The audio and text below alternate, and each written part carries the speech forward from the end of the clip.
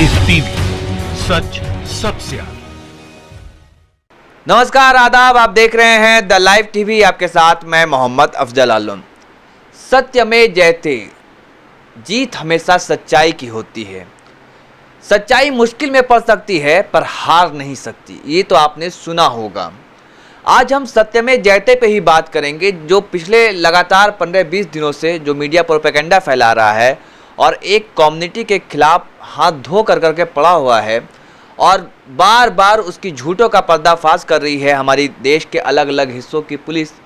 और जो पुलिस जो काम कर रही है, जो अफवाहों को और जो झूठी खबरें हैं उसका पोल खोल रही है और बार बार मीडिया को मुंह तोड़ जवाब दे रही है, उसको दिल से सलाम। और आपको एक एक कर आज बताएंगे पूरी घटना और किस तरह से उद्धव ठाकरे सरकार ने गोदी मीडिया पर नकेल कसा है, ये भी बताएंगे।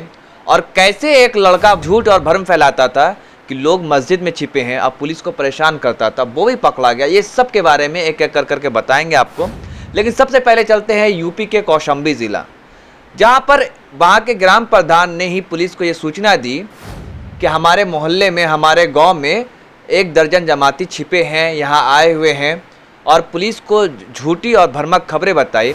लेकिन जब पुलिस वहाँ पर तहकीकात करती है, छानबीन करती है, पहुँचती है, तो पता चलता ये है कि वहाँ पे वो तबलीगी जमात के नहीं बल्कि मजदूर थे। और जो मजदूर थे वो सभी हिंदू धर्म से ताल्लुक़ रखने वाले थे।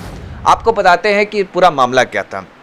सैनी कोतवाली इलाके के चक सैयद रजा मानिकपुर गांव के प्रधान धारा सिंह को पुलिस को फर्जी सूचना देना भारी पड़ गया है। झूठी सूचना देने पर पुलिस ने ग्राम प्रधान के ऊपर मुकदमा दर्ज किया है। ग्राम प्रधान धारा सिंह ने कंट्रोल रूम में सूचना देकर बताया कि उनके गांव में स्कूल में 1 दर्जन जमाती बाहर से आकर छुपे हैं। और ये सभी कौन थे? जमाती नहीं थे बिल्कुल, बल्कि वो जो है मजदूर थे, जो दूसरे शहर से, जो दिल्ली से पलायन करके जा रहे थे। वो लोग उस जगह पे रुके हुए थे, उस विद्यालय में, उस जगह पर। और फिर जो है उसको पुलिस जब जाती है तो पता चलता वो हिंदू हैं और मजदूर हैं। और इसके मामले में कार्रवाई पुलिस जो है धर्म सिंह पर, जो वहाँ के ग्राम प्रधान थे, उनके ऊपर कार्रवाई भी की जाती है। तो इस तरह से झूठी खबरें फैलाई जा रही है। वहाँ के इंस्पेक्टर जो थाना कोतवाली के हैं, उनके बयान को सुनिए इस वीडियो को। सैनी के मानिकपुर सैयद राजेपुर, इसमें यह सूचना मिली थी कि 12 लोग तबलीगी जमात के हैं। और जब इसकी जांच की गई तो यह पाया गया कि ग्राम प्रधान द्वारा भ्रामक और असत्य सूचना दी गई है। और 12 श्रमिक आए थे जो हिंदू थे और स्थानीय स्कूल में क्वारंटाइन किए गए थे। इस फर्जी सूचना देने के आरोप में स्थानीय ग्राम प्रधान के विरुद्ध मुकदमा पंजीकृत करके आवश्यक कार्रवाई की जा रही है। तो देखा आपने, इंस्पेक्टर साहब कह रहे हैं कि ये जो बातें थी ये झूठ थी, बल्कि वो जमाती नहीं, वो वहाँ पे कौन लोग थे? तो मजदूर थे। तो इसी तरीके से झूठी अफवाहें फैलाई जा रही हैं हर जगह पे। और वो भी मेन स्ट्रीम मीडिया भी इसको धड़ल्ले से चला रहा है। इस तरीके के न्यूज़ जहाँ पे आ रही है बस उसको हर किसी जो भी कोरोना पॉजिटिव मिल रहा है उसके आगे जमाती नाम जोड़ दे रही है। आपको लेके चलते हैं राजस्थान के झुंझुनू जिला। वहाँ पर भी एक ऐसा ही मामला आया। वहाँ पर एक लड़का पुलिस को ये सूचना देता है, बार बार 3 दिन से परेशान कर रहा था कि जमाती छिपे हैं और कुछ लोग मस्जिद में है। तो गांव में मुस्लिम मोहल्ले को बार बार वो टारगेट कर रहा था, जो झूठी थी। तो जब पुलिस जाके पहुंचती है, जांच करती, तो वहां पे ऐसा कुछ नजर नहीं आता। तो पुलिस ने उसको गिरफ्तार कर दिया है। जो था एएसआई है विजय सिंह ने बताया कि 3 दिनों से पुलिस थाने को फोन पर कभी मुसलमान के छिपने की तो कभी मस्जिद में नमाज होने, तो कभी गाँव में भीड़ होने की सूचना दे रहा था ये युवक। जब पुलिस मौके पर पहुंची तो सूचना गलत निकली। मामले की जांच की गई तो सामने आया कि फर्जी फोन करने वाला अनिल पात्र नाम था इस लड़के का, जो झूठी और फरेब बातें बता रहा था। तो सोचिए कि इस तरह की खबरें धड़ल्ले से चलाई जा रही हैं, बताई जा रही है और हमारी मीडिया उस पर हमको बता रही है। तो हमारी पुलिस जो काम कर रही है इस वक्त, पुलिस हर बार नकेल कस रही इस जैसे ऐसे लोगों पर और इनको सलाखों के पीछे डाल रही है।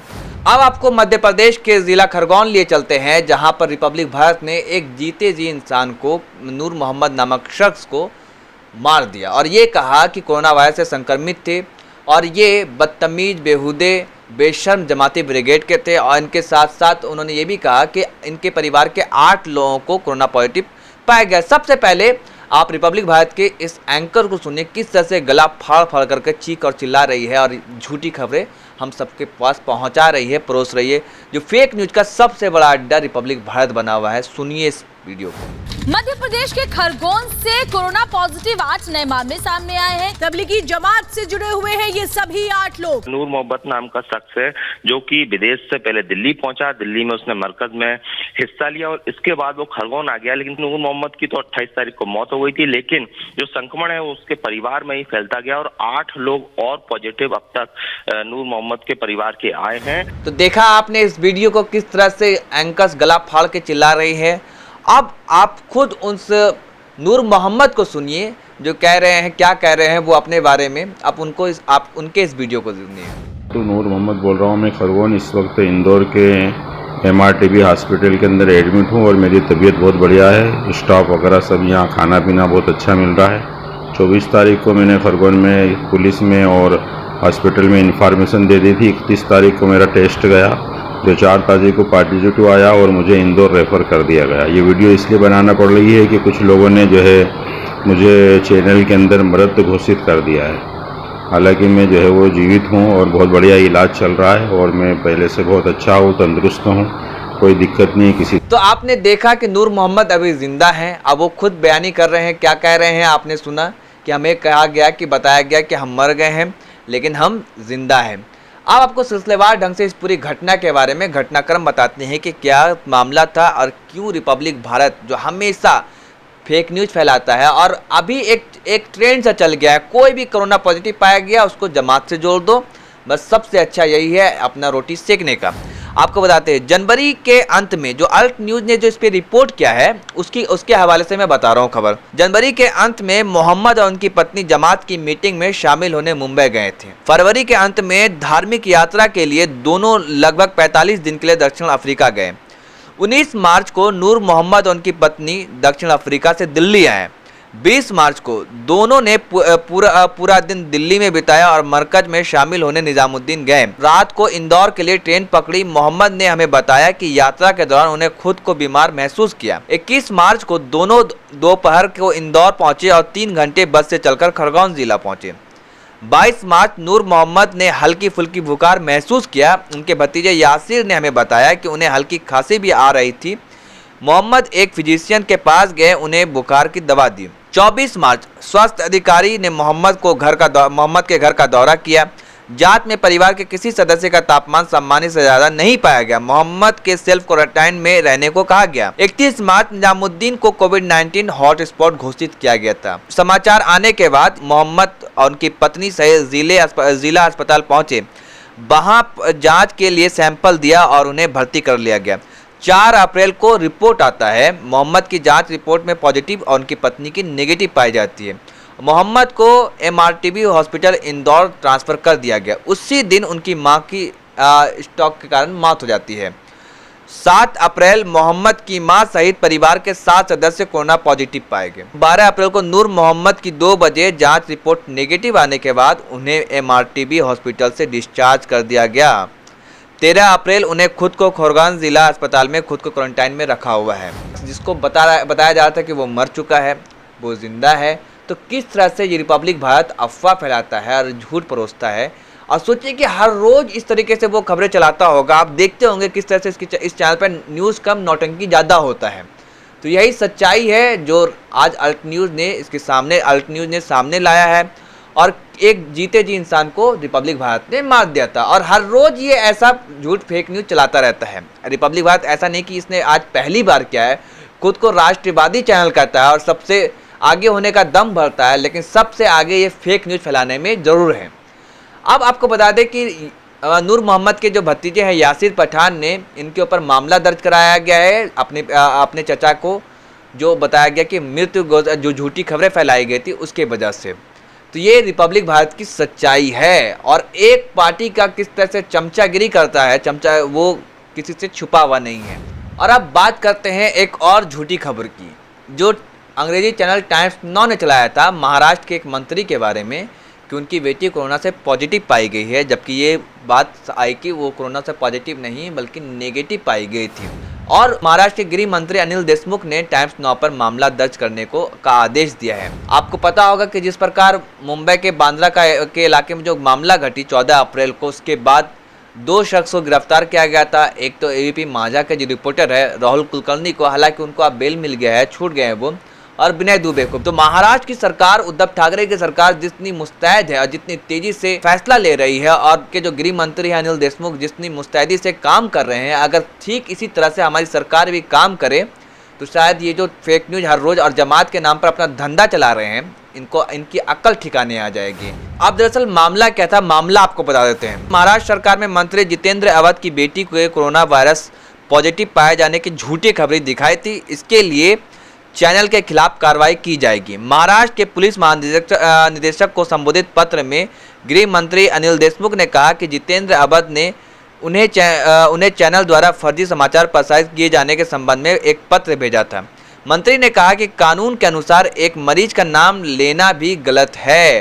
उन्होंने कहा कि इसके अलावा महिला पीड़ित का नाम रखने की अनुमति नहीं है। इसके अलावा उनकी बेटी का टेस्ट रिपोर्ट नेगेटिव आने के बावजूद उसके कोरोना पॉजिटिव पाए जाने की फर्जी खबर चैनल ने प्रसारित किया था। तो यह एक गंभीर अपराध है, ये अनिल देशमुख ने कहा, जो वहाँ के महाराष्ट्र के गृह मंत्री है।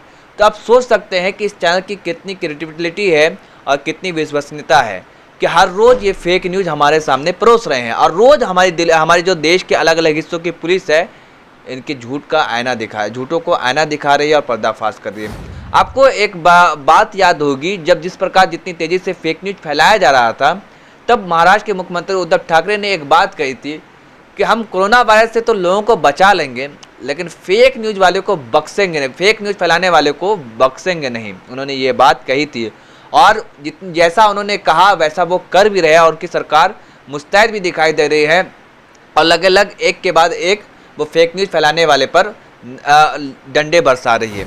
आपको पता होगा कि कपिल मिश्रा जो भाजपा के नेता है, मुंबई के बांद्रा का मामला आता है, वो भी ट्वीट कर करके फेक न्यूज़ फैलाते हैं, और ये कहते हैं 3 सवाल पूछते हैं कि इन लोगों के पास आखिर कोई सामान क्यों नहीं था, मस्जिद के पास ही क्यों इकट्ठा हुए। संजय राउत जो राज्यसभा सांसद है शिवसेना के और एक बड़े वरिष्ठ नेता है और उद्धव ठाकरे के काफ़ी करीबी माने जाते हैं, उन्होंने कहा, मुंबई पुलिस को कहा कि इन पर FIR दर्ज किया जाए। तो बड़ी ही मुस्तैद और चुस्त नज़र आ रही है महाराष्ट्र सरकार, और तत्परता से काम ले रही है।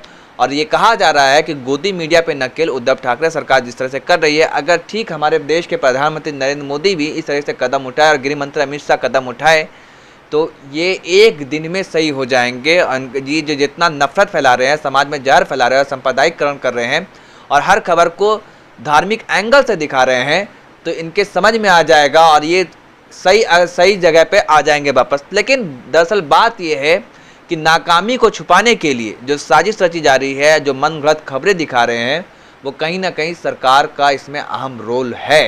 क्योंकि सरकार के सामने कितनी खबरें सामने आई, चाहे यूपी हो या फिर अरुणाचल प्रदेश, हर जगह की पुलिस खंडन कर रही है कि ये गलत खबर है, ये सही खबर नहीं है। हर इलाके से की पुलिस ट्वीट कर रिप्लाई कर ANI जो इतनी बड़ी एजेंसी है, न्यूज़ एजेंसी है, जो हर किसी को खबर देती है, वो झूठ परोसती है, झूठी खबर देती है, उसको ट्वीट कर पुलिस देश के अलग अलग हिस्सों की पुलिस खंडन करती है। तो अगर ऐसे ही पुलिस जिस तरह से मुंह पे चमाटा मार रही है इस गोदी मीडिया को, अगर देश की सरकार भी करने लगे और उद्धव ठाकरे के जैसे काम करने लगे इस नफरत फैलाने वाले पर, तो एक दिन में जो नफरत और जहर फैलाया जा रहा है वो ठीक हो सकता है। बशर्ते वो काम करने के लिए वो मादा चाहिए, वो हिम्मत चाहिए, वो नीयत साफ होनी चाहिए। धन्यवाद।